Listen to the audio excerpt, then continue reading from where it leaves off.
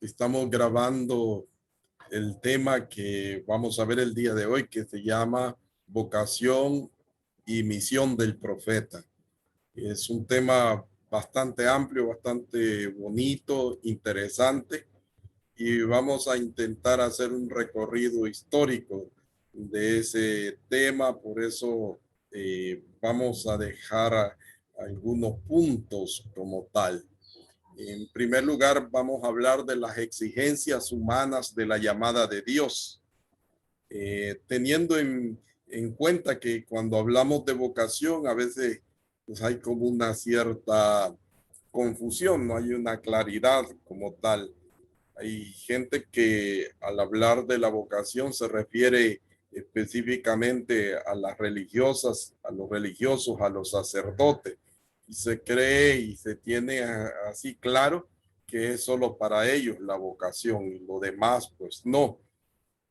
Aquí vamos a aclarar algunos puntos de esto. En primer lugar, la vocación dice que sucede como un acontecimiento de gracia que transforma la vida de la persona. Es un acontecimiento de gracia, es una gracia de Dios, es un don. En primer lugar, la vocación entendida es un don. Y hablamos aquí en términos generales, es decir, la vocación a la vida.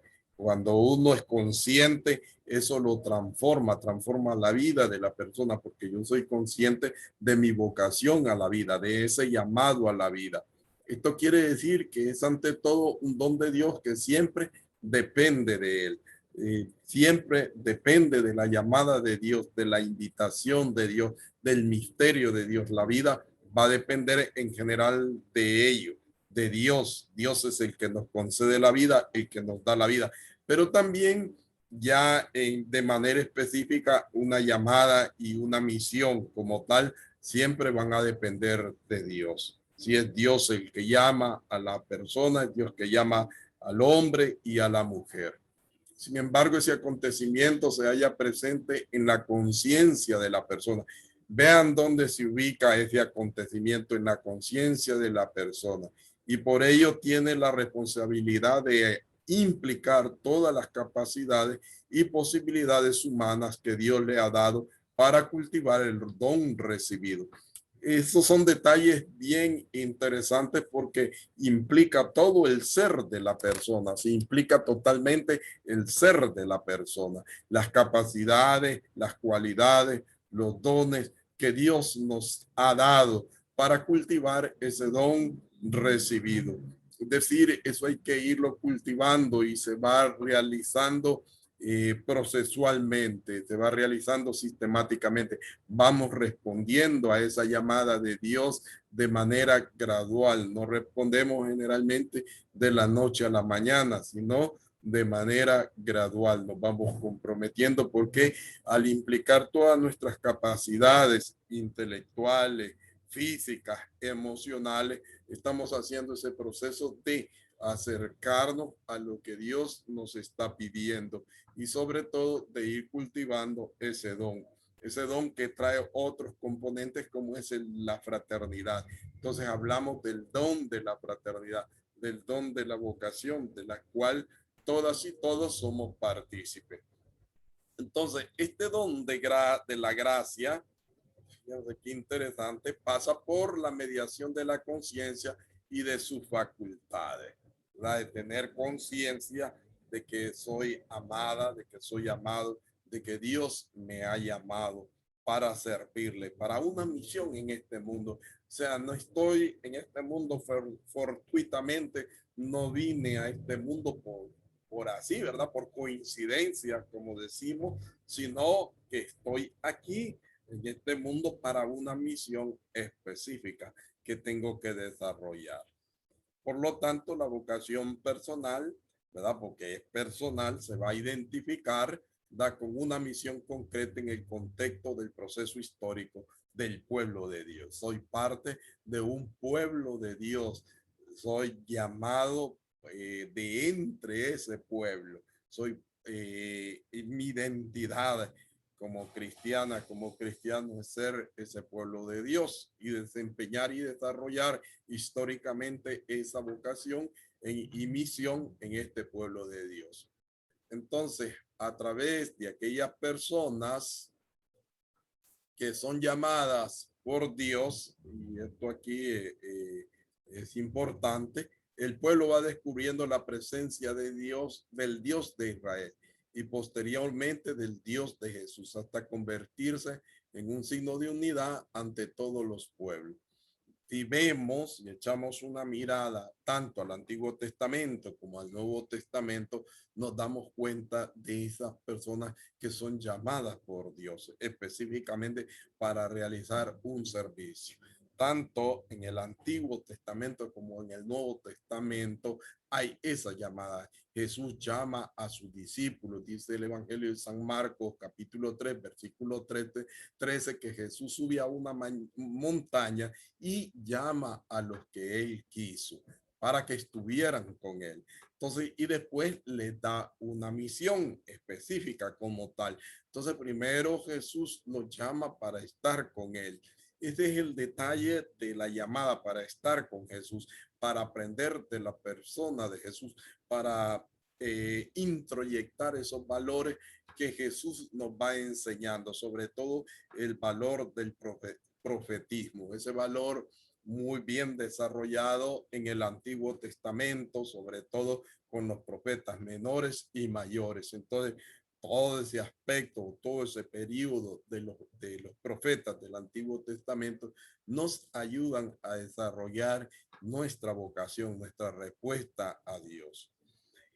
Volviendo al Antiguo Testamento, ponemos el ejemplo de Moisés, que provoca la liberación del pueblo en Egipto y su peregrinar hacia la tierra nueva, hacia la tierra prometida. Moisés va acompañando, es el gran liberador, no lo hace solo, es un líder que sabe trabajar en equipo, no lo hace solo. Eso es interesante, que es un grupo. Jesús no lo hace solo, busca, elige 12 hombres y algunas mujeres para que lo acompañen. Es un grupo, es un equipo mixto, es un movimiento mixto de hombres y de mujeres. El Evangelio de San Lucas, capítulo 8, versículo del 1 al 3, nos narra cómo también aquellas mujeres acompañaban a Jesús, cómo estas mujeres hacen ese proceso de seguimiento de Jesús para ir descubriendo su vocación, su respuesta al llamado de Jesús. La vocación entonces es una respuesta, ¿verdad? Que va más allá de un proceso individualista o egoísta, sino a la universalidad de la iglesia y su misión liberadora profética. En este proceso ciertamente pareciera o que se puede entender así, el individualismo y el egoísmo siempre están presentes, ¿verdad? Yo digo, a mí me ha llamado el Señor, yo soy el que he escuchado la voz del Señor, o yo soy el que doy la respuesta, pero puede que me quede en un individualismo cuando yo me cierro a la presencia del otro, me cierro a la universalidad de esa llamada. Me cierro egoístamente y no quiero compartir esa misión, no quiero compartir esos dones. Y muchas veces se da en el caminar de la iglesia que ya nosotros no queremos compartir esos dones, esa llamada. Pero también en el ambiente laico se da mucho, es decir, personas que ya llevaron adelante un servicio en la parroquia o en la iglesia y de repente dijeron, no, hasta aquí ya llego. Hasta aquí entrego lo que voy a, ya di lo que di y bueno, que otro asuma eso, esa responsabilidad, ese servicio y se retira de la iglesia. Entonces uno dice, bueno, quizás en ese proceso individualista, egoísta, está muy amarrado y todavía no ha madurado, todavía no ha salido de él.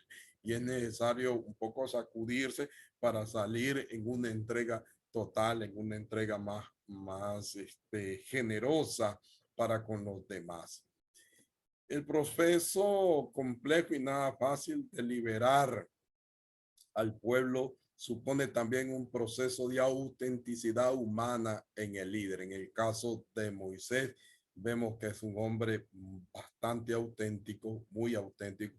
También en el proceso histórico hemos identificado otros líderes con una autenticidad humana. y decimos, bueno, ¿y de dónde tienen tanta fuerza? Por ejemplo, Monseñor Romero, siempre decimos nosotros, ¿y de dónde logró Monseñor Romero tanta fuerza para predicar con ese coraje y con esa valentía, para no tenerle miedo al ejército y a toda la clase opresora de El Salvador? O sea, ¿de dónde él sacó toda esa energía y toda esa fuerza? Entonces, liberar a un pueblo, hacer tomar conciencia a un pueblo, entonces va a suponer eso en primer lugar.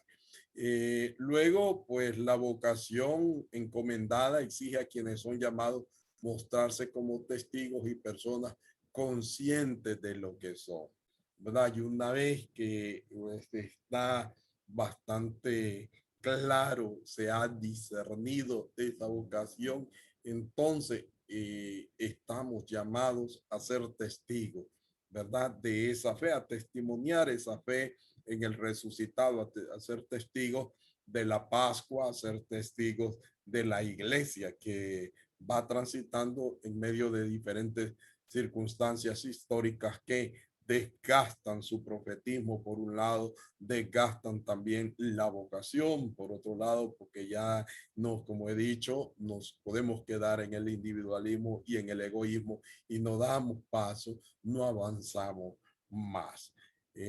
La misión en los textos, sobre todo en los textos bíblicos, ¿verdad? Tiene una función salvífica compleja ligada con el desarrollo del pueblo. No es solamente la simple realización de unas tareas. En el hecho de decir, bueno, es una tarea apostólica la que yo realizo en la parroquia y me voy a la parroquia y de repente, bueno, en la parroquia yo soy uno, ya fuera, en mi casa yo soy otro. No, al contrario, esta misión nos lleva a ver esa función salvífica con una entrega total. Es que toda mi vida, todo mi ser ya es consagrado al Señor o a Dios, ¿verdad? Estoy consagrada a Dios. No solamente es cuando yo voy allá a la iglesia, yo pues tengo que portarme bien, tengo que parecer un santito, ¿verdad? O ser una santita y luego en lo cotidiano de la vida, en la fraternidad, pues soy invivible, soy conflictiva, soy conflictivo, soy una persona que no logro expresar mis sentimientos. Por ejemplo, soy una persona que me cohíbo ante los afectos. Ese es otro detalle. No, tenemos que ser tal y cual somos y no solamente dentro de las tareas que me son asignadas. Eh, el acento también se va a poner en la persona que ha sido llamada, es y puede llegar a ser, y no en lo que hace o puede llegar a hacer. Él es para el pueblo. Ella es para el pueblo. O sea, somos para el pueblo. Y eso hace que muchas cosas, y por eso se hacen muchas cosas a favor del pueblo. Hay en la vida religiosa una generosidad grande para con el pueblo de Dios, pero es por esa razón de que somos para el pueblo. Pero también hay en la vida laical, cuando se es consciente de la vocación, personas que hacen muchísimas cosas por el pueblo, ¿verdad? Por otra gente, independiente. Hoy con la cuestión de la dimensión ecuménica, pues no se anda viendo si es católico, si no, o sea, el hecho de que sea una persona necesitada ya es un principio para actuar, ¿verdad? Y para hacer algo a favor de esa persona, para ayudarle, para ser misericordioso, para ser solidario con ella. Entonces ahí se va dando todo un proceso muy bonito. Entonces la función, en poner un ejemplo, la función de María no es solo dar a luz, ¿verdad? Sino asumir el papel de la madre en la historia de la salvación. Es más allá que el hecho de ser una madre, de decir sí y dar a luz. No, no de decir, he aquí la esclava del Señor. No, es el hecho también de una vida que se va a entregar completamente y se va a quedar pues con ese hijo para formarlo, para crecerlo y para entregárselo también a Dios. Entonces también ella será madre de los apóstoles y será madre del pueblo de Dios.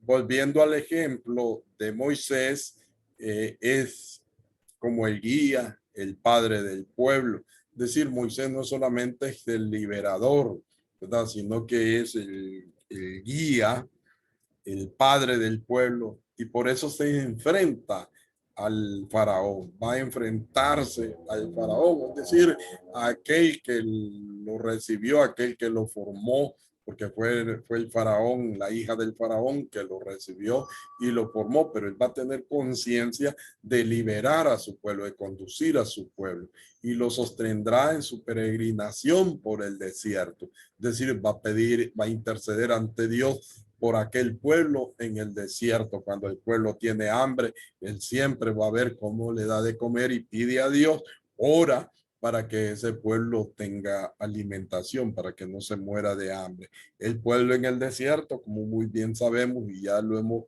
leído a través de las escrituras, vemos cómo reacciona violentamente contra Moisés, pero Moisés va a sostenerse a partir de la oración, va a sostenerse en ese diálogo fecundo, en ese encuentro de cara a cara con Dios. Entonces, allá hay un detalle interesante.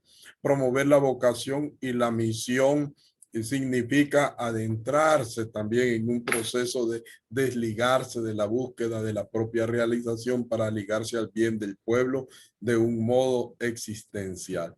Decir, cuando promovemos la vocación y la misión. Aquí vamos a hablar de estas dos realidades que están bien fundidas entre sí, la realidad de la vocación y de la misión. Son dos caras, pues, de una misma moneda, o dos caras de una misma tortilla, de las que nosotros nos comemos con mucha sabrosura, ¿verdad? Son muy ricas las tortillitas. Entonces, así es la vocación y la misión.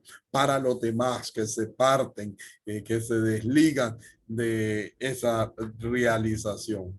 Lamentablemente, a lo largo de la historia, y muchas veces nos confundimos, creemos que la vida religiosa, sobre todo, es para realizarnos personalmente y para lograr títulos, para tener títulos o para tener nombramientos de aquí, nombramientos allá. Entonces todo eso nos da a nuestra realización personal y nos infla nuestro ego, se hincha nuestro ego, ¿verdad? Porque ahora yo soy el padre, ahora yo soy el párroco, porque ahora yo soy la superiora, porque ahora soy la ecónoma, o sea, todo eso cuando no lo tenemos muy claro que es un servicio para los demás o para la fraternidad, la comunidad, entonces la creemos que es como una búsqueda de la propia realización, es decir, logramos ser algo igual en la orden. En la OEPS a veces sucede, ¿verdad? Aquella que es ministra y que de repente pues no quiere dejar el servicio, ¿verdad? Y está religiéndose o busca cómo reelegirse, ¿verdad? Para estar al frente de los demás, porque es la única líder o el único líder que se crea como capaz y se cree como el único que sin él, pues ya la fraternidad no va a funcionar, como que sin esta persona ya eso se acaba. Y no es así, siempre habrá otra persona que va a desarrollar ese proceso, ¿verdad? Eh, la encomienda de la misión se expresa en términos homogéneos. Son verbos en imperativo. Ve, yo te envío, irás y dirás a ese pueblo, concebirás y darás a luz un hijo. Estos verbos nos ayudan a comprender, por ejemplo, desde la espiritualidad franciscana, Francisco escucha por 3 veces su nombre, que le dice el Señor Francisco, Francisco, Francisco, ve y repara mi iglesia. Entonces, ve el detalle de ese envío. Francisco recibe una misión específica de reparar la iglesia. Entonces se siente enviado, escucha, ¿verdad? Y escucha no solamente con los oídos, sino con el corazón, porque inmediatamente se pone en acción, es decir, inmediatamente se pone a reparar las iglesias, ¿verdad? Y no le interesa nada más que realizar ese mandato que el Señor le ha dado. El Señor le ha pedido que repare la iglesia. Entonces, ese detalle es importante del B, ¿verdad? Del ir. Bueno, también hay una profunda unidad entre su ser para el pueblo de Dios, ¿verdad? En la persona que es llamada. Hay esta profunda unidad entre su ser para el pueblo de Dios y su ser para Dios. Esas son dos cosas también que van muy íntimamente unidas. El hecho de ser para Dios es el mismo hecho de ser para el pueblo. No solamente ser para Dios y ya me aparto porque yo soy para Dios. Yo soy consagradito y soy para Dios. Y el pueblo, que miren ellos, pero yo soy para Dios. Entonces no es eso, ¿verdad? Su relación salvífica con el pueblo tiene un carácter teocéntrico. Yo soy, me envía a ustedes, dice en el Éxodo 13. Miren qué hermoso. Yo soy, me envía a ustedes. Y San Pablo nos va a decir algo bien interesante. Dice que Cristo ha muerto por todos, para los que viven y ya no viven para sí mismos, sino para Él que ha muerto y resucitado por ellos. Entonces ha muerto por todos. Cristo nos ha en la muerte ofrecido a nosotros también esa vinculación salvífica. Podemos salvarnos, vamos a resucitar con Cristo que ha resucitado, pero también tenemos que ayudar a otros a entender esa resurrección. Se recuerdan que el Evangelio de San Mateo, Jesús tiene un conflicto con los saduceos porque no creen en la resurrección. Entonces Jesús entra en conflicto con esta mentalidad cerrada de estos hombres que no creen en esta gran promesa de la resurrección. La vocación adquiere también un carácter ego trascendente. Este es bonito porque, digamos, todos tenemos un ego, ¿verdad? Y ese ego que todos tenemos tiene que ser trascendente, tiene que ir más allá. O sea, yo no me tengo que quedar con aquel orgullo de que ahora yo soy la coordinadora del sector. Estoy en el consejo y soy el presidente del consejo y coordino el consejo, ¿verdad? Y ahora yo los mando a todos. Claro, el párroco está un poquito más arriba que yo, pero yo tengo, ¿verdad? Esa capacidad de poder mandar, de poder decir y hacer.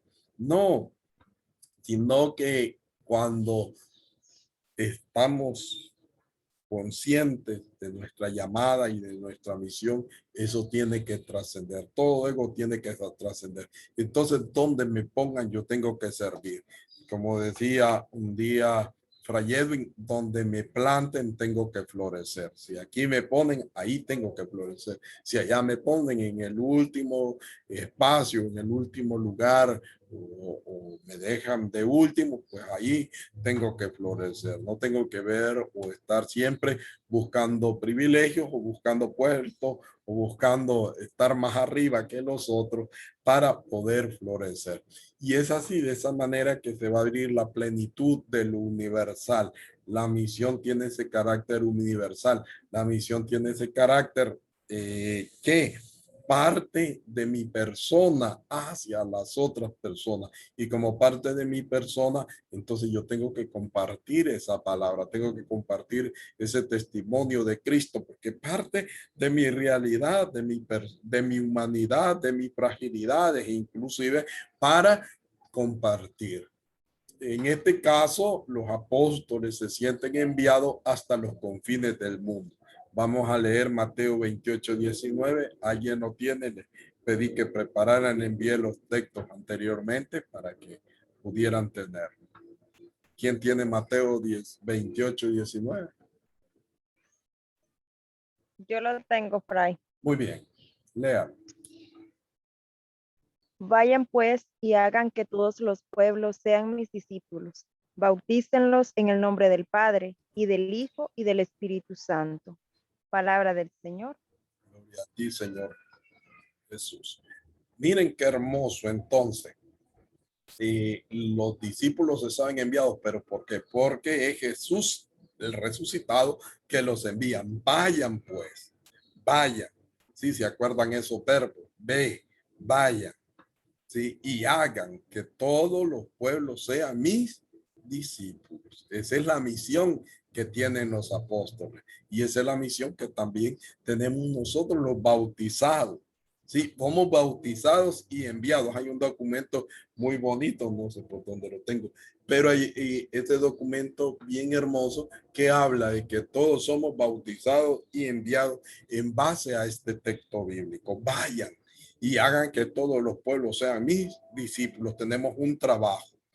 Y siguen así el ejemplo entonces de Cristo, que tenían que ir a otros pueblos a evangelizar porque entendían que para eso habían sido enviados.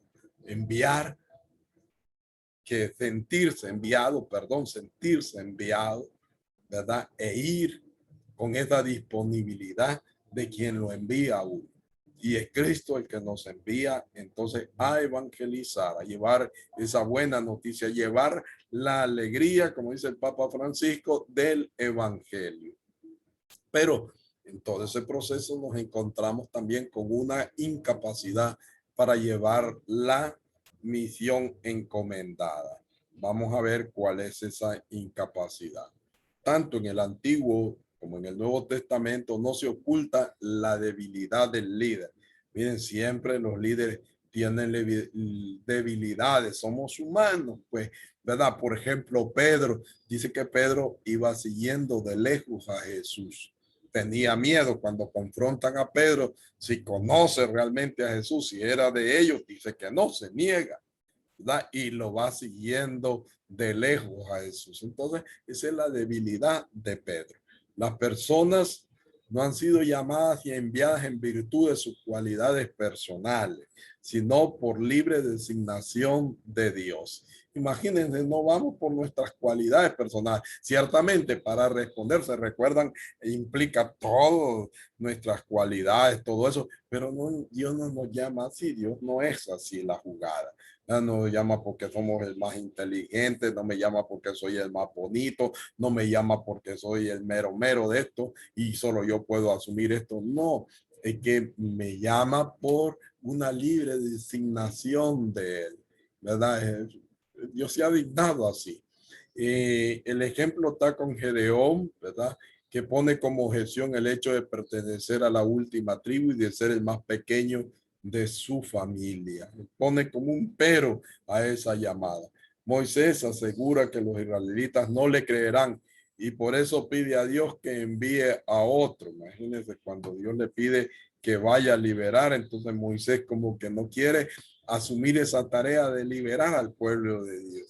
Y es que no es fácil, por ejemplo, en lo personal, cuando a uno le dicen tenés que ir a otro país, ¿verdad? A realizar tu misión, pero no en tu país. Híjole, a veces uno se queda y la familia, lo primero que uno dice, y mi familia, ¿verdad? Piensa siempre en su familia.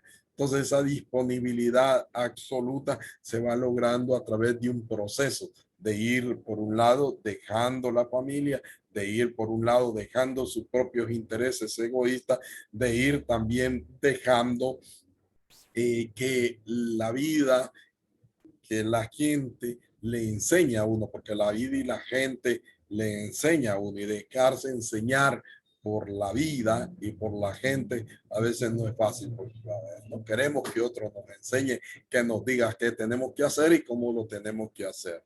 La vocación no es pues para personas extraordinarias, ¿verdad? Que vienen ya, que cayeron del cielo, no, pero hace de ellas signos relevantes para el proceso del pueblo, tanto a nivel humano como religioso. Hay gente muy buena, gente muy capaz, gente muy inteligente, gente muy creativa, ¿verdad? Que son parte de ese gran pueblo de Dios y que participan, que comparten, que son gente bastante cercanas y bastante conscientes del dolor ajeno, sobre todo, ¿verdad? Porque a veces Cuando nos referimos al dolor o al sufrimiento, tenemos ese gran miedo, ¿verdad? Y decimos, no, no, no, no, no, mejor yo aparte, a mí no me gusta eso. Yo si quisiera, que, bueno, a mí, si quieren, pues pónganme a predicar, que en eso soy bueno, pero ir a visitar enfermos como que, eso no, ¿verdad? Está viendo aquel que sufre, aquel que está allá. Bueno, con frecuencia se dice de los personajes del Antiguo Testamento, fue y llevó a cabo lo que el Señor le había encomendado. La mayoría de esos personajes bíblicos llevaron a cabo lo que el Señor les había encomendado. Si no, ahí tenemos el ejemplo de los profetas de Jeremías, que tampoco quería ir, ¿verdad? Pero al final tuvo que ir, de Isaías, que tampoco quería ir, pero al final tuvo que asumir esa responsabilidad. La vocación pide la dedicación total de la persona a la misión encomendada. Eso es el llamado, una dedicación total a esa misión. Vocación y misión como encomendada, por supuesto, la misión, pero como esa dedicación que yo le dedico y que le pongo ese feeling que yo le pongo, como muchas veces decimos, a la vida y a la misión, a la vocación como tal. Entonces no se trata de una disponibilidad parcial o puramente teórica de palabras, pues, ¿verdad? Sino de ser destinados para un momento histórico salvífico. Somos destinados para llevar esa fuerza histórica salvífica o esa economía de la salvación a otras personas, para comunicar esa alegría de que a mí me ha llamado el Señor, pero no me ha llamado para estar allí, ¿verdad? Solito y apartadito, y Dios me llamó a mí. Nada más, no, sino me ha llamado para ese pueblo. Vuelvo a insistir, porque Dios me ha llamado para ese pueblo, a servir a ese pueblo. Ahí tengo que evidenciar la manera como voy a servir a ese pueblo. De esta perspectiva pertenece a la misión todo lo que la persona es y posee. Todo tiene que estar a favor de la misión. Aquí hay cuánta gente no pone de sus propios bienes, su vehículo para la misión, su gasto para la misión. A veces en este caso la iglesia poco aporta o poco apoya o poco destina un presupuesto para la misión. No hay un presupuesto para la misión, sino que cada quien tiene que estarse bolseando, cada quien tiene que ver de dónde saca y de dónde jala para la misión, para que aquella misión sea más bonita, luego reunir a la gente, bueno, hay que darle de comer a la gente, luego de encontrarse con la gente y que llevar algo sabroso a la gente, luego de visitar a un enfermo, pues hay que llevarle algo para aliviar el dolor y las penas que tiene. O sea, son detalles interesantes que lo vamos logrando en esa medida, ¿verdad? Que ponemos lo que somos y lo que poseemos. Es llamativo también el texto bíblico cuando se mezcla la vida íntima de los personajes con la misión pública. Las personas ya se identifican, por ejemplo, en el Antiguo Testamento como juez, como profeta, en el Nuevo Testamento como apóstoles, ¿verdad? No en la línea de una ocupación, sino en la dedicación total de su vida. Este tema ya lo vamos a ver un poquito más detallado adelante. Es disponibilidad ante Dios que llama, pero también ante el prójimo y la historia, que son mediaciones de su llamada. Antes de entrar a eso, a la segunda parte, que son algunas claves interpretativas para comprender la historia, es decir, de la vocación y la misión del profeta, vamos a ver algunas claves. Pero antes de pasar a eso, bueno, ¿qué nos ha quedado claro de esta primera parte? Un pequeño diálogo, un pequeño aporte, algo que sintamos que nos ha quedado claro de eso. O les enredé más con tantas cosas. A ver, Sandro, ¿qué te ha quedado claro? Dice que me llamó bastante la atención la actitud individualista que uno pueda tomar, Sí, porque que es cierto, ¿verdad? Porque muchas veces se ven hermanos, a veces uno con todo el entusiasmo y ánimo, y de repente por cualquier cosita eh, hay un desánimo y todo eso, ¿verdad? Y como que eso pierde a veces la motivación para poder seguir adelante, pero también es una actitud egoísta, ¿verdad? Porque hemos recibido tanto de Dios, Así Él es. nos ha dado y la verdad que tenemos que ir también en contra de eso, hacernos violencia a nosotros mismos, ¿verdad? Porque no solo en aquel hecho de la actitud de rechazo que Francisco sentía ante el leproso que se hizo violencia, pero también hay actitudes fuera, tanto fuera como dentro de nosotros, en la cual hay que ir evaluando en nosotros para poder ir como cumpliendo ese llamado que Dios nos ha hecho. Pero eso me llamó bastante la atención ese punto que usted tocó en esto de acrecentar nuestro profetismo, ¿verdad? Muy Ese, bien, muy bien, Sandro. Has dicho algo pero muy real en nuestras parroquias. Por ejemplo, aquí no se le puede decir nada a nadie, ¿verdad? Y siempre buscamos echarle la culpa a alguien o a algo.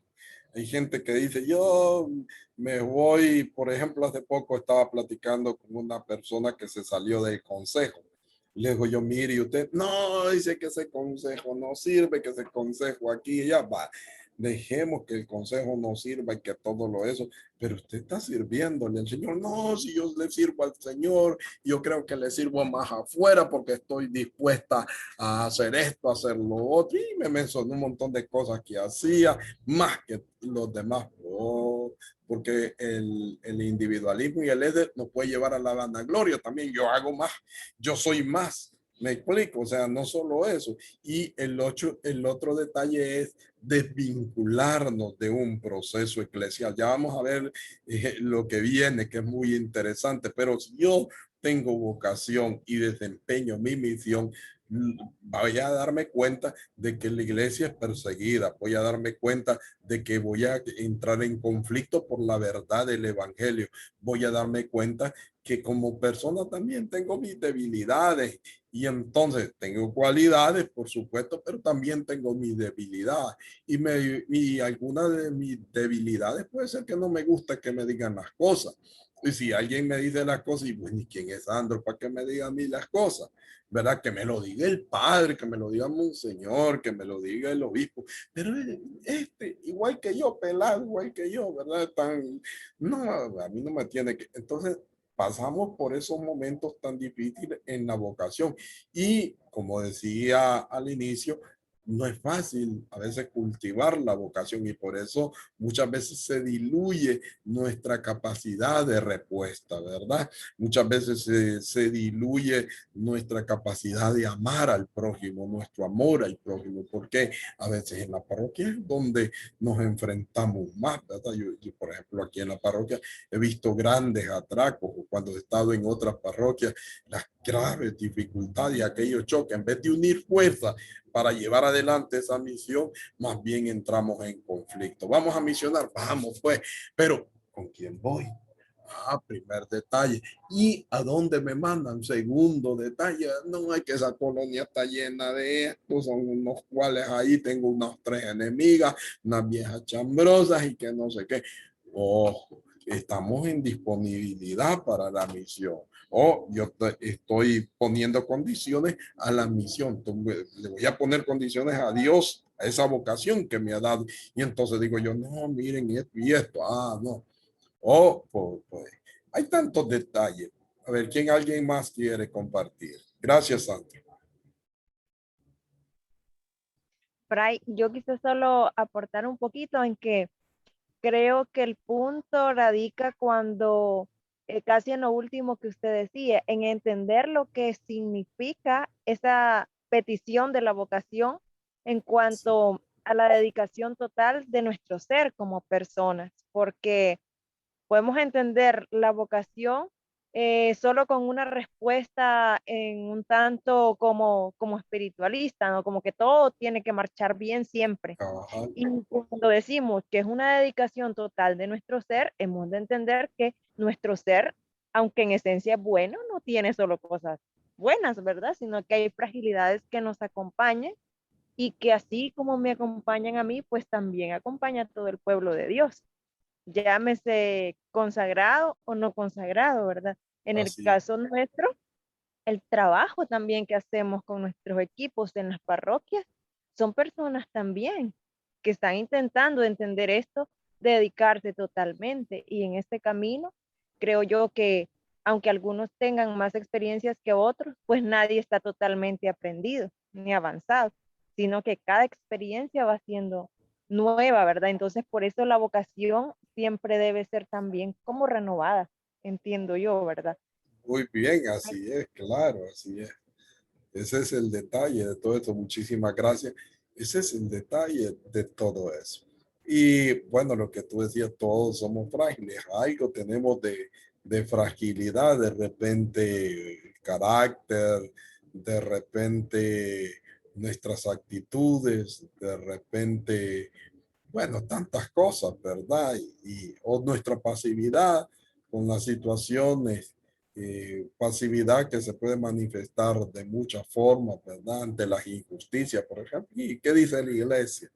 Pues nada. ¿Y qué hicimos nosotros? Pues verdad, o sea, ese es el detalle. ¿Qué hacemos nosotros ante las injusticias? Ante todo lo que vamos viendo, qué es lo que estamos haciendo. Entonces, es como recuperar todo esto y el tema también nos lleva a eso, a recuperar nuestra vocación y nuestra misión. Si por algún momento le hemos perdido, si por algún momento con algún hermano yo tuve ciertas diferencias, ciertas situaciones, pues bueno, que eso no me limite para irme de la parroquia, para irme de la iglesia.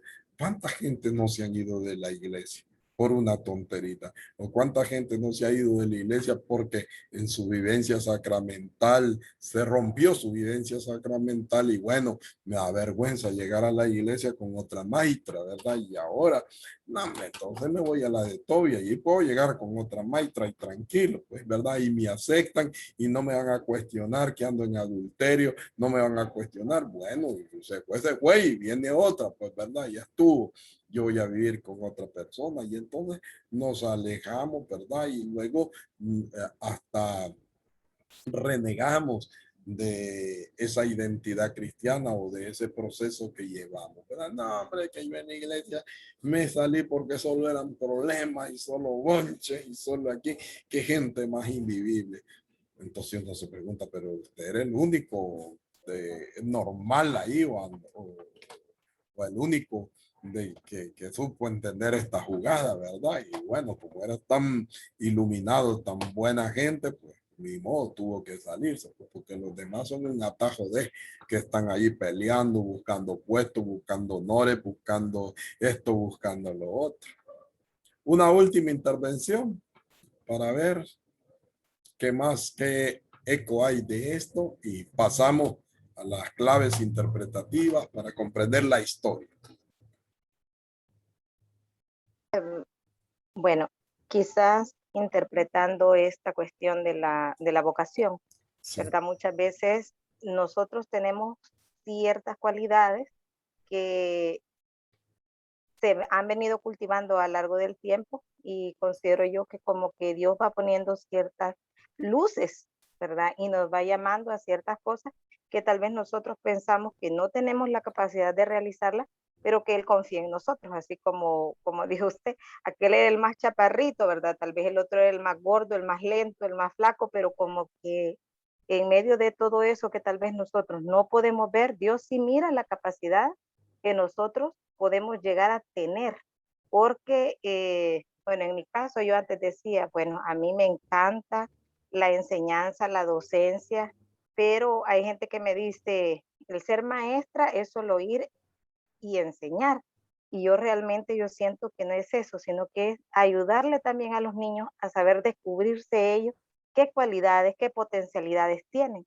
Y asimismo, pues, ya sea como religioso o religiosa, esa misión que Dios nos encomienda, la tenemos que tratar de hacer lo mejor que se puede. Fallones, pues siempre se tienen, ¿verdad? Porque ya lo que decía usted, a veces vemos al otro y entre nosotros no debería de ser con títulos. Cuando estamos así entre hermanos, ¿verdad? De la orden, a mí casi no me gusta que me digan, es la formadora, o es la, mire señora ministra, o mire señor, no, o sea, yo siento que eso no, porque nosotros somos hermanos. Sí se han dado títulos y sí se tienen que utilizar en ciertas ocasiones, pero entre nosotros, como decía San Francisco, no debería de ser así, porque nosotros somos hermanos, ¿verdad? Entonces debemos de tenernos un trato siempre respetuoso, ¿verdad? Pero no ver de menos a los demás. Dios sabe por qué tiene a tal o a cual con una misión determinada. Y si le tocó ser ministro y a mí barrendero, pues gloria a Dios por esa escoba, que es la que vamos a tener que ocuparla bien, ¿verdad? Entonces solamente. Gracias, Ibis. Y eso es cierto, San Francisco fue muy tajante en eso y nos dijo, y nadie se llame prior, nadie busque esos títulos, nadie busque ser superior de los demás. Al contrario, ustedes son hermanos menores. No solo el hecho de ser hermanos, sino somos menores, ¿verdad? Pero a veces esa minoridad es difícil alcanzar porque entramos en competencia con los otros, entramos como en esa búsqueda de ciertos intereses personales, ¿verdad? Y yo tengo que desarrollar o desempeñar mi vida, mi vocación, pero tengo que sobresalir, ¿verdad? Y creo que el ejemplo también nos lo da San Martín de Porres con esa su escobita, pero que más allá de su sencillez y su humildad de barrer el servicio, pues que realizaba, ¿cómo realizamos nosotros ese servicio? ¿Verdad? En la parroquia, en la vida de cotidiana, en mi casa, en mi familia, ¿cómo realizo eso? ¿Verdad? Pues bien, vamos a pasar adelante. Muchísimas gracias. Gracias. Y vamos a ver algunas claves interpretativas para comprender la historia. Primero, la iglesia es una realidad toda ministerial. Miren qué hermoso, todo es ministerio en la iglesia, pero no quedan precisados. Miren, no quedan precisados en ella desde el principio todos los ministerios que iban a ser necesarios. No se precisan todos. Ya vamos a ver cómo y por qué. La iglesia en su devenir histórico erige ministerios con cierta estabilidad y oficialidad. Sí, uno de ellos es ahorita el ministerio de catequesis, ya vieron, con todos los documentos que el Papa ya va a ser un ministerio, entonces erigido con oficialidad y también estabilidad, porque tenemos que darle formación a los catequistas. Entonces ya no va a ser de dedazo ser catequista y todo eso. Sin embargo, hay un principio de complementariedad que rige la creación de ministerios. Ninguno de ellos agota en sí mismo el misterio de Cristo. El ministerio de Cristo siempre va a estar más allá, ¿verdad? Y cuando digo más allá, siempre va a estar también más acá. Es el hecho, entonces, que no lo vamos a agotar. Y todos cabemos, en la iglesia todos cabemos y nadie es más que el otro, pero lamentablemente a veces una estructura que ya vamos a ver cómo se desvirtuó todo esto. Lo vamos a ver. Ya entramos entonces en el Nuevo Testamento. En el Nuevo Testamento al principio se va a privilegiar la estructura de los 12, ¿sí? Porque es un punto de vista tradicional judío. Jesús llamó a 12 y a veces creemos que la vocación solamente es de esos 12, nada más. Pero en el tiempo en que Jesús llama a esos 12, no es para el presbiterado, no es para el sacerdocio, es una llamada a servir y no solamente es esos 12. Ya leíamos o ya mirábamos o podemos leer lo de Lucas 8, el 1 al 3, donde algunas mujeres también acompañan a Jesús. Entonces estamos hablando de un movimiento mixto, ¿sí?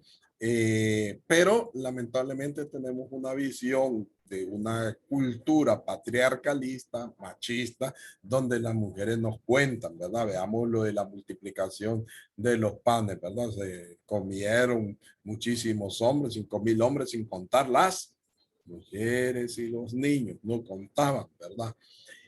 Ahora bien, esta estructura que con Jesús nace, con Jesús se va desarrollando, se va a ver rebasada por la realidad, ¿verdad? Al elegir a los 7 ministros helenistas. Este es un detalle bien interesante porque aquí entonces se van a elegir unos diáconos, ¿verdad? Que son servidores. A ver qué nos dicen los Hechos de los Apóstoles del 6, del 1 al 7. ¿Quién nos lo lee? Y los otros que han preparado los otros textos también. Vamos. Aquí lo tengo yo, Fray. Muy bien, démoslo.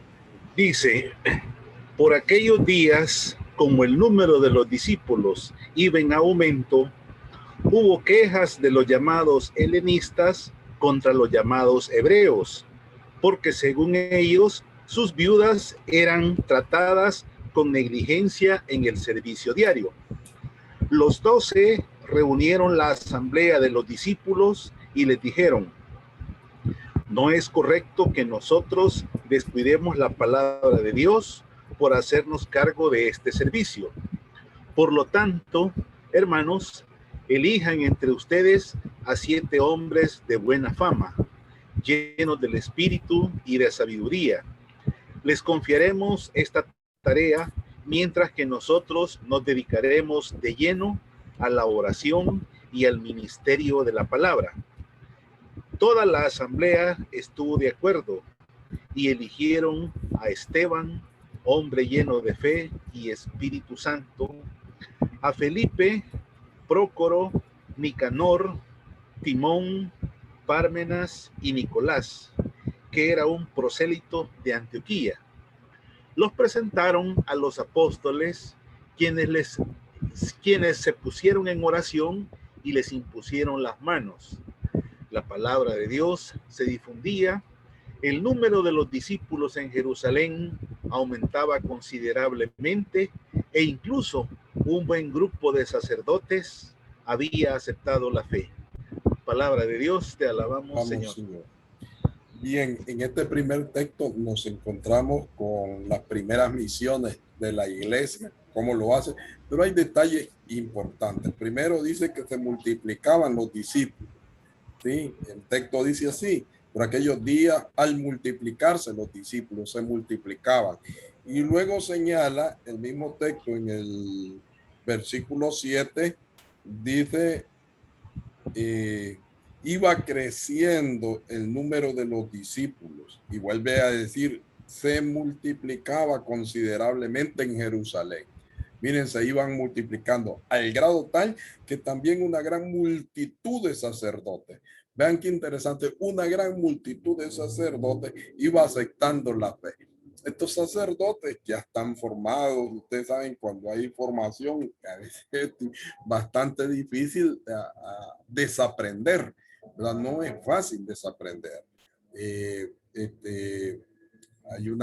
Hay un famoso pedagogo que dice que hay que aprender a desaprender.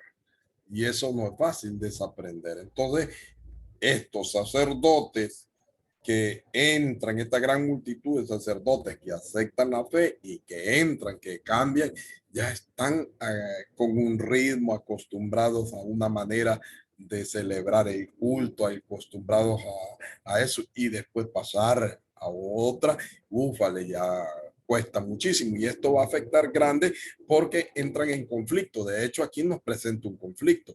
El ministerio surge en base a una necesidad, pero esta necesidad está conflictuada, ¿verdad? Y se quejaban los unos de los otros. Estaban en bueno, para resolver ese conflicto, vamos a elegir estos ministros helenistas, ¿verdad? Entonces ya es otra visión, es otra cultura la que entra ahí. Primera de Timoteo 3, 8, 13.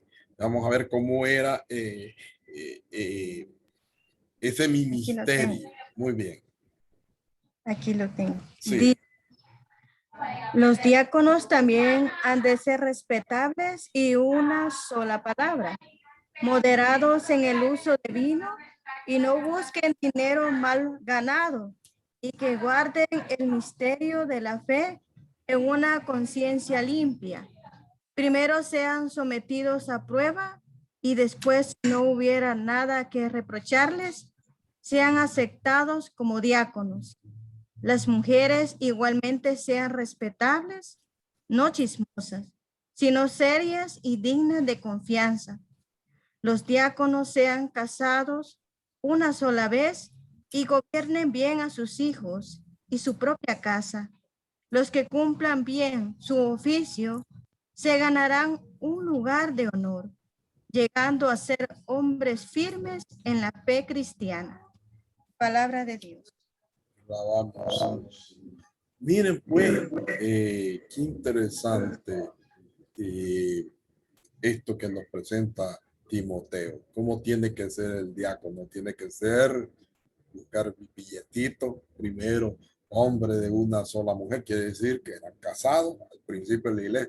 Entonces, ¿cómo entró el celibato? ¿Cómo el ministerio cambió? ¿Cómo se dio el giro del ministerio si los diáconos eran casados? Y luego habla de las mujeres y dice cómo tiene que comportarse las mujeres en la iglesia o las diaconisas como tal, porque ya vamos a ver ese texto también. Vamos al 4, 14, 16. Siempre de primera de Timoteo. No descuides el don espiritual que recibiste mediante una intervención profética. Cuando el grupo de los ancianos te impuso las manos, ocúpate de estas cosas y fíjate en lo que dije. Así todos serán testigos de tus progresos. Cuida tu conducta y tu enseñanza. Persevera sin desanimarte, pues actuando así te salvarás a ti mismo y a los que te escuchan. Palabra del Señor. De Dios.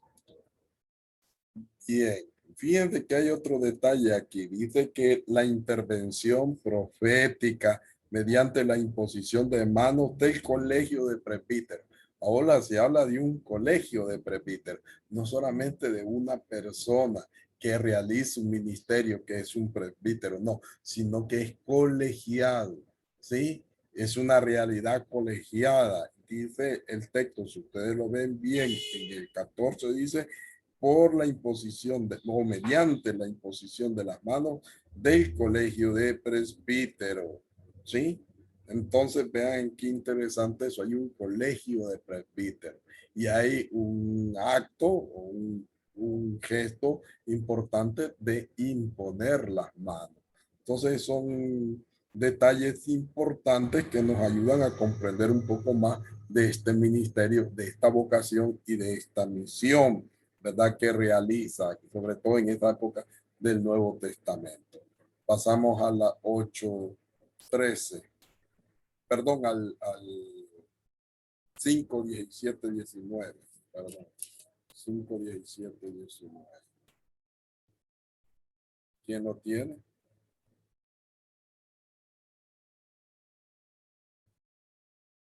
Ajá, ¿quién lo tiene?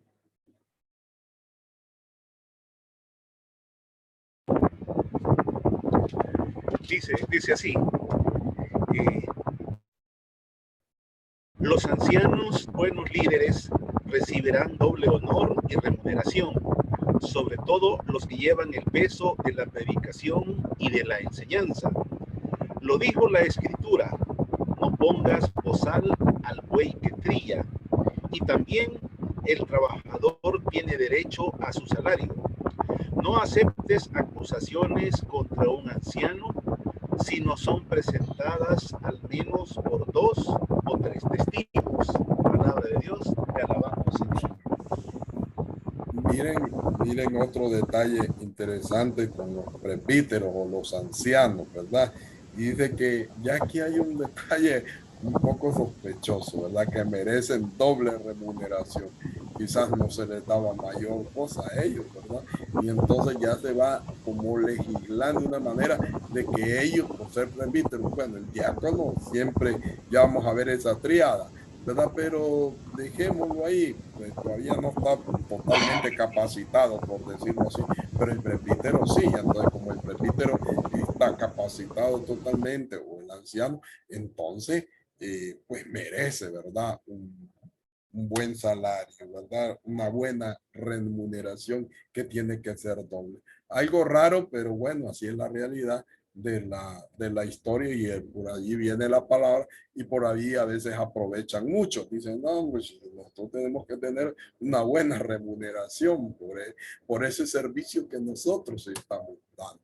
Y por ahí va la búsqueda del dinero, del don dinero. Leamos Romanos 16:1.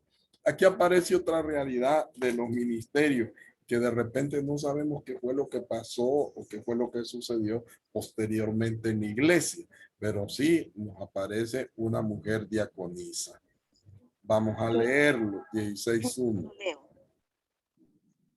Les recomiendo, A Febe. les recomiendo a nuestra hermana Febe, diaconisa de la iglesia de Cencrea. Solamente el 1, ¿verdad? Solamente ahí. Entonces, ¿quién era esta diaconisa? ¿Cómo se llamaba? Febe. Febe, y era de la iglesia de Cencrea. Imagínense, o sea, había una mujer que desempeñaba un ministerio que precisamente parece que solo eran de hombres. 7 ministros helenistas, se recuerdan, los 7 diáconos helenistas. Pero ahora aparece una diaconisa. Y entonces hicieron, y bueno, ¿y esto? ¿Qué onda, verdad? O sea, ¿cómo era esa estructura? ¿Cómo se dio? ¿Verdad? Y valorar el papel de la mujer en el servicio también. En el servicio de la palabra, en el servicio de la asistencia a los más necesitados. De hecho, son las mujeres las que tienen ese papel de asistir a los más necesitados, como era la tarea o la misión encomendada a estos 7 diáconos. Entonces, ya van viendo ustedes cómo ya en el tiempo que escribe San Pablo a los romanos, habla de esta mujer que está a cargo de una iglesia, que es diaconisa dentro de una iglesia. Entonces, ¿a qué conclusión llegamos? Que existen múltiples ministerios no ordenados, como el de los profetas, maestros, evangelizadores, predicadores, las viudas, los solteros, etcétera. Vamos a ir a los padres apostólicos, que comprenden los años 90 al 150. Aquí vamos a encontrar una terminología fluctuante que refleja una organización ministerial según las necesidades. Esto va a ir surgiendo según las necesidades que hay en la iglesia.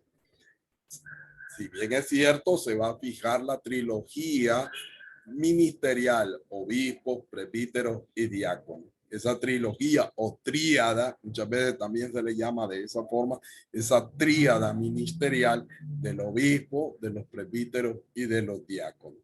Cuando eso se estructura, cuando eso se jerarquiza, entonces se va a diluir muchos aspectos de la vocación y de la misión. Ya vamos a ver. Se destaca el ministerio de los profetas y de las vírgenes, dando gran importancia al ministerio de la palabra. Los ministerios se centran en la figura del obispo como organizador de la comunidad y su actividad. Entonces el obispo va a tener un peso mayor que los demás. De hecho, son pocos y hasta como tal, lo vemos como una pirámide, una persona arriba, después el presbítero que son más abajo y luego el diácono que es más y el pueblo que es todo lo que está en la base a la pirámide. Así está escenificada esa pirámide. Pasemos a los siglos 2 y 3 de la iglesia, ¿verdad? Que son los padres de la iglesia. Aquí hay bastantes detalles a pie de página, luego les envío el documento.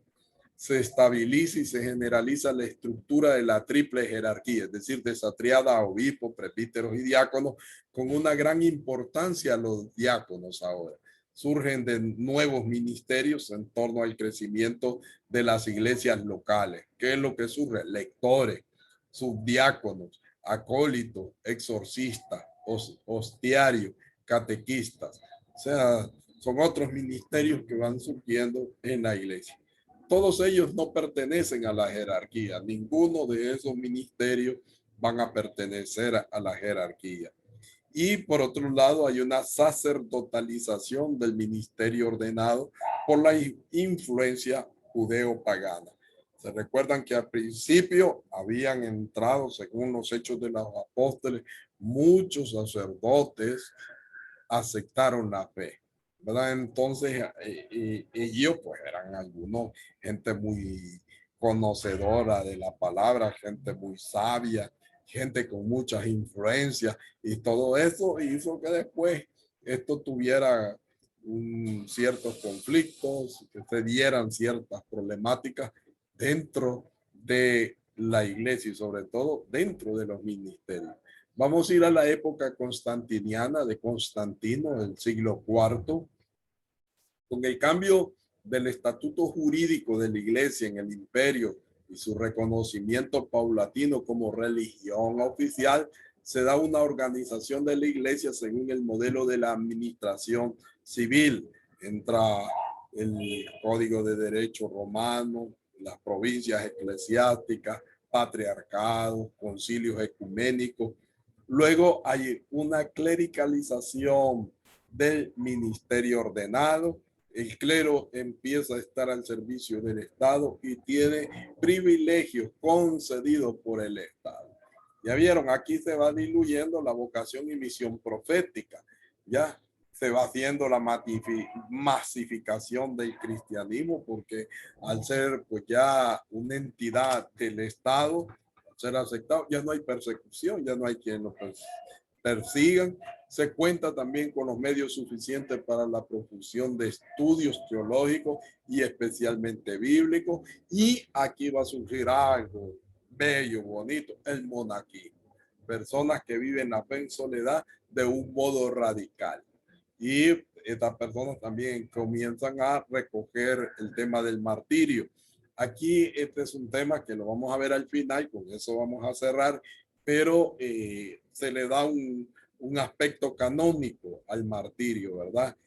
Que es como la muerte in odium fide, es decir, en el odio a la fe. Quien es muerto en odio a la fe, entonces es canonizado como un mártir, y se establecen todos los procesos de canonización. Se va a legislar cómo se va a llevar adelante ese proceso. Vamos a hablar ahora de la Alta Edad Media, que va de los siglos V al siglo X, y los monasterios. Ya vimos que el monacato, ahora se forman monasterios, juegan un papel decisivo en la evangelización de esta nueva sociedad. La iglesia depende de los bienhechores que fundan parroquias y monasterios. Hay reyes, hay nobles que van a fundar parroquias y monasterios. El clero se feudaliza, dándose una gran profusión de beneficiados, ¿verdad? Al fundarse un monasterio o a fundarse una parroquia, pues el clero va a ser el sacerdote va a ser un señor feudal o como un señor feudal. La iglesia va a perder el dinamismo denunciante, profético y evangelizador. Se da una sacralización del ministerio ordenado y una clericalización del monaquismo. El monaquismo, que inicia como la vida religiosa, como muchos fundadores de la vida religiosa que no fueron sacerdotes. Entonces, esos monjes que se van al desierto y luego hacen vida comunitaria, que forman el monaquismo, entran en ese proceso de clericalización. Y la mayoría son clérigos, ¿verdad? La mayoría se dedican a la enseñanza, al estudio, a la formación, pero allí entra la clericalización en ellos. Surge la misa sin el pueblo y se polariza el sacerdote como ministro de la misa, ¿verdad? Del culto. Ya vamos viendo. Vamos a ver la reforma gregoriana del siglo XI, fuertes conflictos entre el poder civil y eclesiástico con un aumento de la autoridad del Papa. El Papa ahora va a sobresalir más allá de los señores feudales y de los reyes o emperadores de su tiempo.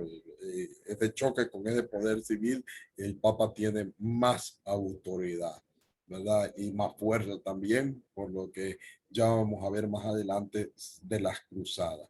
Se establece una guerra clara contra la simonía e inmoralidad del clero y contra la intervención de los príncipes en la organización eclesiástica. Ante esta situación del clero, la vida religiosa es presentada como el ideal de la vida cristiana y tiende a imponer sus formas tanto a los sacerdotes como a los laicos. Estos esfuerzos de reforma van a tropezar con un problema profundo. Se ha oscurecido el contenido teológico del ministerio ordenado. Si se valora este ministerio es en función de la misa, pero no en el sentido pastoral, de la evangelización, de la misión, no, es en función de la misa, más cultual, ¿verdad? Se queda allí más en el culto, centrado y encerrado en el culto, pero es un culto que no tiene mayor incidencia en la vida social, ¿verdad? No tiene incidencia profética ni mayor incidencia en cambios, en los cambios que se quieren o se buscan de la sociedad. Luego vamos a hablar de la decadencia de esa Edad Media, que son los siglos XII y los siglos XIII. Ahí ubicamos a San Francisco de Asís, por supuesto, ¿verdad? El nacimiento de ese gran movimiento de San Francisco y Santa Clara, de estos dos, de hombres y de mujeres, ¿verdad? El desarrollo demográfico va a originar una ebullición económico-social en Europa. Aparecen universidades y las grandes catedrales, esos son detalles bien interesante. El clero secular se mantiene dedicado a la celebración del culto, lo que ya hemos visto. La abundancia de sacerdotes sin cargo pastoral obliga a una jerarquización detallada del clero. Aparecen los vicarios, los archipestres, los deanes, los curas, los capellanes.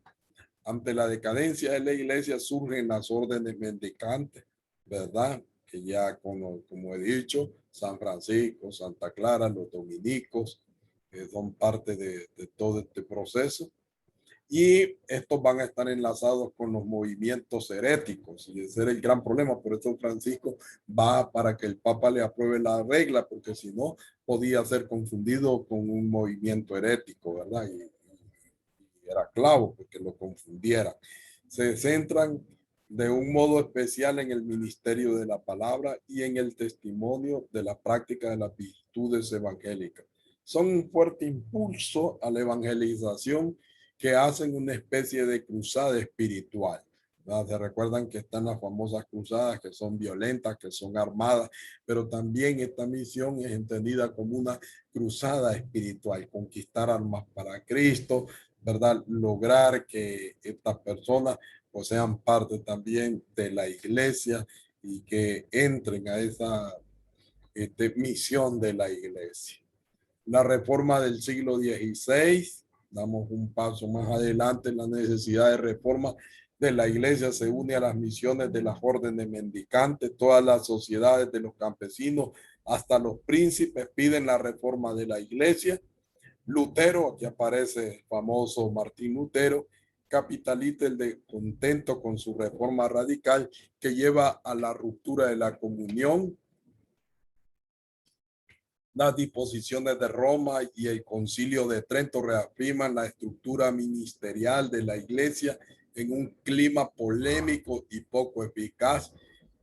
El Concilio de Trento también para los franciscanos va a ser decisivo. Es ahí donde surgen las dos ramas, ¿verdad? Y ahí donde nos quedamos los menores observantes y los conventuales, aunque ese término de observante luego ha venido desligándose de nosotros y hemos quedado como orden de frailes menores.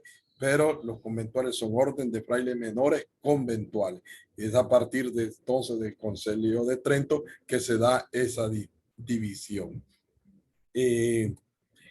La Reforma Católica acentúa la clericalización del ministerio ordenado, crea los seminarios uniformes para toda la iglesia y tiende en general a uniformar en muchos otros aspectos. Como contraposición surgen órdenes religiosas nuevas, ¿verdad? Lo que ya hemos visto, pero hay otras nuevas, no monacales, en sentido caritativo, reformador y universalista. No son monacales, ¿verdad? El monacato está desfasado y se va dejando de un lado. Surgen nuevos entonces fundadores. Los siglos XVII y XVIII, con el surgimiento de las naciones y la hegemonía de las lenguas modernas, la iglesia sufre una fuerte tendencia nacionalista, conocida como galicanismo, ¿verdad? Esa tendencia nacionalista se le llama así. Surgen la multitud de congregaciones religiosas volcadas hacia las necesidades más urgentes de tipo social y asistencial. Estas instituciones piden incluso formas nuevas de vida que no fueron fácilmente comprendidas en su época. Vamos a poner como ejemplo las hijas de la caridad, los pasionistas, los ministerios de los enfermos, los ministros de los enfermos, perdón, o los hermanos de las escuelas cristianas. Vamos a entrar ahora a la Iglesia del Vaticano I, del siglo XIX. Hay un largo influjo de Trento, ¿verdad? Bien complicado esto. Trento, el Concilio de Trento todavía sigue influyendo en la mentalidad. Se maneja habitualmente una imagen piramidal y centralista de la iglesia. Se establecen seminarios en todas las iglesias con formas rígidas. Esto origina una separación entre el pueblo y el clero, ¿sí? Surge en la segunda mitad del siglo XIX muchas congregaciones, van surgiendo más congregaciones, hay un florecimiento de congregaciones religiosas muy dinámicas con un gran impulso misionero y educacional, ahora dedicadas a la educación, las cuales se extienden rápidamente por todo el mundo. Especialmente en la vida religiosa cabe destacar una fuerte entrada de la mujer en la vida apostólica. Hay también un gran impulso de la búsqueda intelectual, del cual va perfilando el ministerio de los teólogos e incluso de filósofos cristianos. Esto es bien interesante. Y luego la Iglesia del Vaticano II, marcada por una profunda renovación y por la acelerada historia de este siglo, se va desarrollando también otros ministerios en su seno. Se ensayan con amplitud nuevas formas de vida apostólica y cauces para ella sumamente novedosos. Han surgido con fuerza los ministerios laicales en su gran variedad. Hay una valoración, por lo tanto, de los ministerios no ordenados. Y aquí con especial énfasis en Latinoamérica y con un fuerte impulso evangelizador y comunitario. Se ha dado una franca incorporación de la mujer en la vida eclesial. Se reconoce con toda claridad el ministerio en torno a la enseñanza, los teólogos, los catequistas, etcétera. Y vean cuántas cosas. Ya casi vamos terminando. Entonces, el sínodo de los obispos y su constante reflexión han creado un cuerpo de doctrina sólida que se refleja en un estilo teológico más dialogante, ecuménico y universalista. Por otro lado, hay una valoración del don del martirio. El Papa pide que se recoja la memoria martirial, fruto y consecuencia de una intensa vida profética. O sea, recuperar el martirio, recuperar esa dimensión profética en la iglesia que tanto miedo le tenemos. El testimonio material, entonces, es un signo más visible de una eclesiología responsable, es decir, una iglesia de los mártires. Los mártires tienen que ocupar un lugar especial en nuestra pastoral evangelizadora, principalmente en la formación, ya que nos urge configurar nuestra identidad de ser testigos de la resurrección de Cristo. El sentido del martirio es profético, ¿verdad?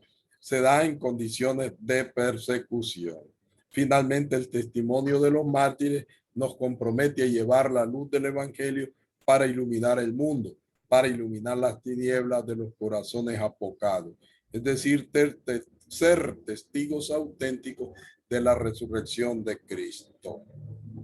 Entonces, el Papa, en estas dos cartas apostólicas, en la Tertium Milenio Adveniente, va a decir que al término del segundo milenio, dice el Papa, la iglesia ha vuelto a ser de nuevo una iglesia de mártires, ¿verdad? Ser esa iglesia de mártires. Qué interesante.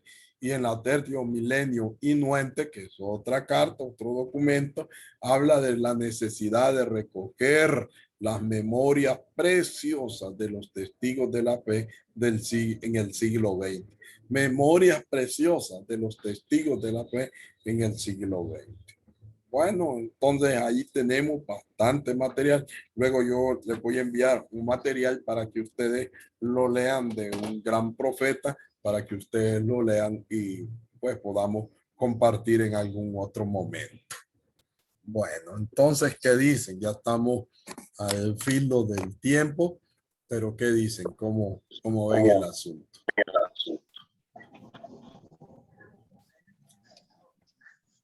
Iris, ¿abriste tu micrófono? ¿Tu micrófono? Sí, bueno, es bastante. Pareciera que es poco, ¿verdad? Pero es bastante material, muy denso. Y bueno, sí, buenísimo. Muchas gracias. Muchas gracias. Material que no se puede copiar. ¿Verdad? Sí, ya tenemos la base. Y material que ya vamos a enriquecer. Muy, muy buen tema, muy claro. No sé si. Muchas gracias por compartir. Muchas gracias. Bueno. ¿Quién más?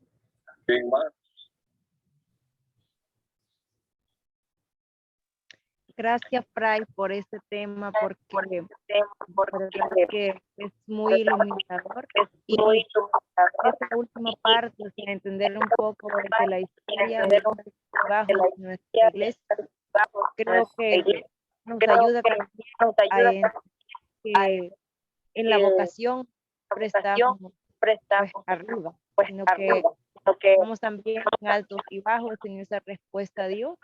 Pero lo importante va a ser quizás mantener siempre esa conciencia de lo que somos y de la llamada constante de Dios, ¿verdad? Para servir, para ser testigos en su pueblo. Entonces, yo creo que nosotros somos privilegiados porque estamos en este tiempo, como lo decía al final, ¿verdad? De esa relectura, de esas historias preciosas de los mártires, gente que lo ha dado todo, que al final entendió súper bien lo de dedicarse en todo su ser, ¿verdad? Al servicio del reino, y se vuelve para nosotros también una motivación en nuestro trabajo pastoral, y no solo en el trabajo, sino en la vida propia, ¿verdad? La vida misma de respuesta a Dios. Gracias. Quizás Sí. solo retomar, ¿verdad? Parte de cuando uno está leyendo los libros de los mártires, ahí se da cuenta cómo muchos de los hermanos, ¿verdad? Que son mártires, vivieron en una sencillez, pero una vocación tan plena, realmente que aceptaron ese llamado y desde donde estaban, como dice la hermana, ¿verdad? En nuestra vida cotidiana, realmente fueron y son luz para cada uno de nosotros, ¿verdad? Así que la vida también de esa lectura de los mártires es muy importante para que nosotros veamos, que no seamos tan a veces cobardes como para aceptar la misión que Dios nos ha encomendado. Muy bien, Iris, gracias. ¿Quién más? ¿Quién más? Para ir ya concluyendo.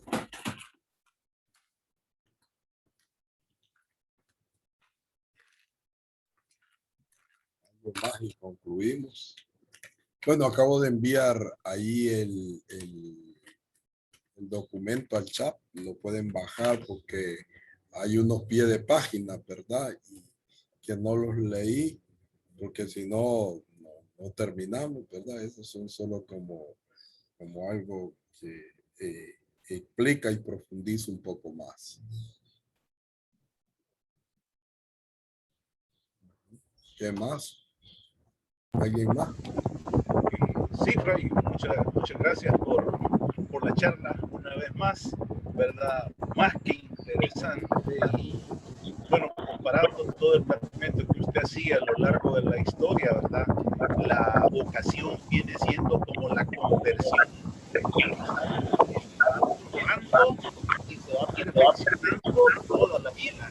Y por lo visto, si nos vamos a comparar la vocación de la Iglesia Universal, bueno, usted acaba de hacer en la última parte un resumen que abarca varios siglos, mencionando solo lo principal de cada una, ¿verdad? Así es. Y ahí está, ¿verdad? La Iglesia, cuando ha sido probada su vocación, cuando se ha desviado de su vocación y cuando ha habido personajes que Dios suscita y la hacen entrar de nuevo a su vocación. Y entonces, bueno, la lección para mí ha sido de que todo esto que ha pasado con la iglesia es lo que pasa conmigo, con mi persona. Y entonces tengo que agarrar, digamos, los elementos que a lo largo de la historia han sucedido y la iluminación, pues, que la iglesia nos da ahorita para también yo vivir acorde a mi vocación. Eso podría decir. Muy bien, usted lo ha dicho, ha hecho un cierre muy bueno, una síntesis bastante bueno. En realidad, no es pretender darle en detalle lo de la historia, ¿verdad? Porque hay mucho más que decir, por supuesto, pero haciendo síntesis de los detalles de la vocación y misión y los momentos en los que la historia va así, sube, baja, en los momentos en que se diluye esa fuerza profética y en los momentos en los que esa fuerza profética ha desbordado en la experiencia de los mártires sobre todo. Entonces, por eso en El Salvador tenemos una gran riqueza con los mártires y estamos llamados, ¿verdad? Desde nuestra vocación y misión a darle continuidad a esa experiencia martirial, a no dejarle perder, a no olvidarnos, porque sucede, ¿verdad? Que eso lo dejamos perder, eso se nos olvida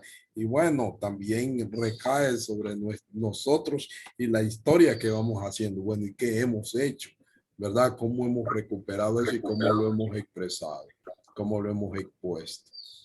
Muy bien, mis hermanitas, mis hermanitos, ha sido un gusto nuevamente estar con ustedes. Sus aportes han sido buenísimos. Ustedes, bueno, el testimonio de este caminar que hemos hecho, ¿verdad?